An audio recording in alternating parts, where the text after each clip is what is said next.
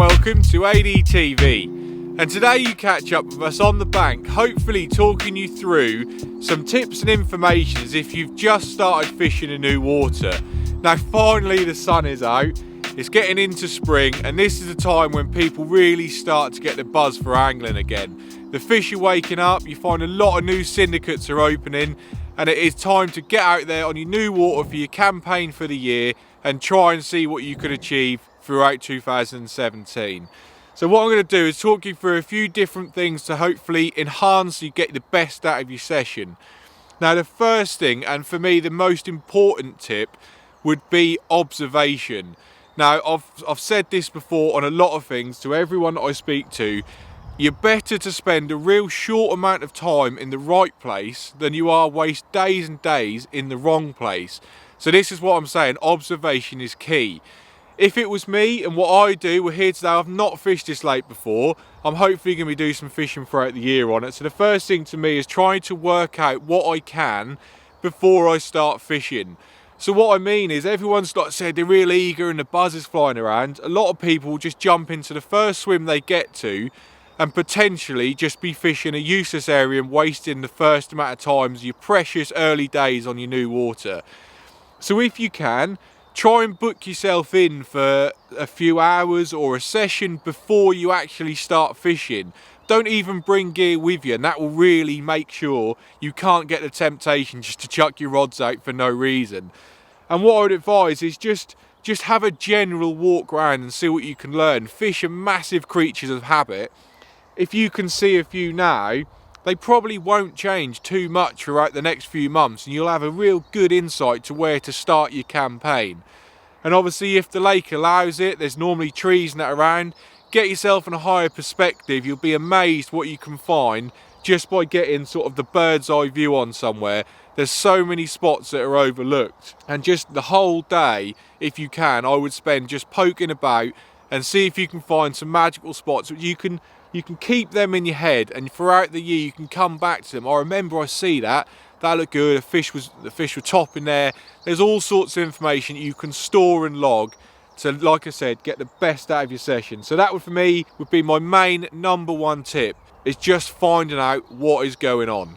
So then once you've had a real detailed walk round, and I cannot emphasize that you probably can't spend too much time doing that, this is what's going to set you up for the season, you probably will have found a couple of likely looking areas that you perhaps want to investigate a little bit further. Now obviously the best way to do that is get your marker float out and have a real good look around, and this is where you can start to get a picture of what's actually underneath the water as well. So perhaps what the deep end of the lake is, what the shallow end of the lake is, if there's any gravel bars and pieces like that. So this is a much more detailed investigation into areas that you just liked visually on the initial sighting of the lake.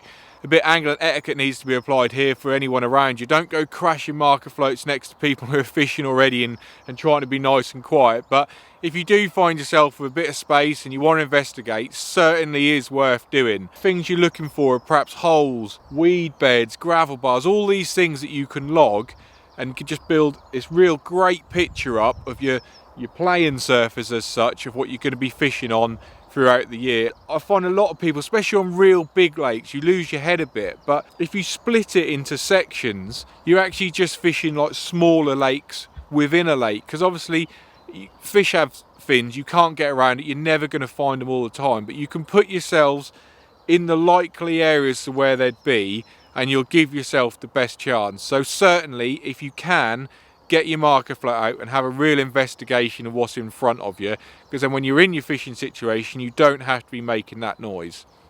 And then once you've done that, it brings me on to my next tip, which is log all the information. There's obviously only so much you can only remember in your head. You go into work in the meantime, you forget what you found.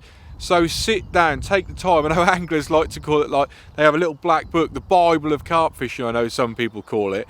And they'll even draw themselves a picture of the lake, and you can log in there the gravel bars, the weed, the humps, anything that you find.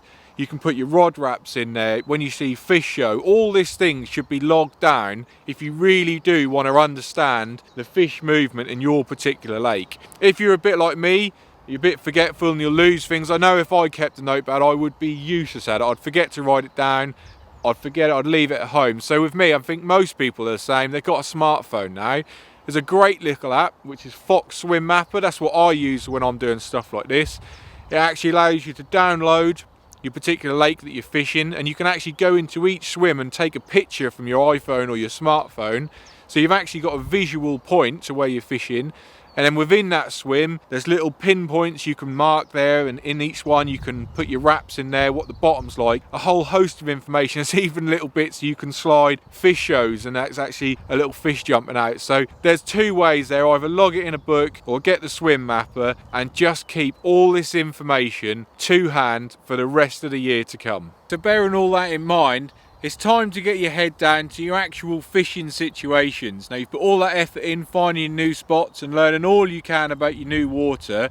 To turn up unprepared would be an absolute nightmare and an absolute no-no. So for me, the next tip would be to get yourself organised. If you're like me and you've been all winter doing hardly anything, your gear's probably a mess, slung away from your last session, probably need to respool your reels, all new rigs will be tied. You need to make sure you're ready for every fishing situation, and generally just neaten it up and make everything ready to go.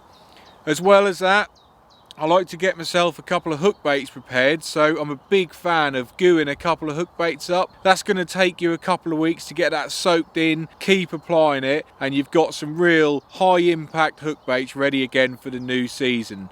Which moves me on to nicely, my last thing I'm going to mention is bait.